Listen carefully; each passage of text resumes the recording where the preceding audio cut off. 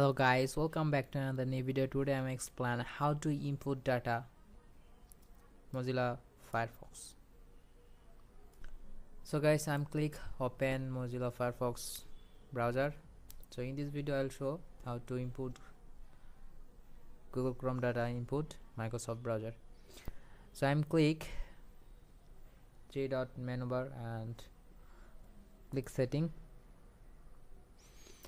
and input data into your input browser data, input bookmark, password, history and autofill data into Firefox. So click input data and I'm select Google Chrome browser.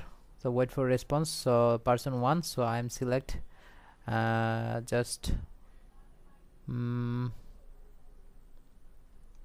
AdMob, Chrome AdMob. Okay, now input and bookmark already 45 bookmark and save login and password, browser history and extension, and from autofill data from history.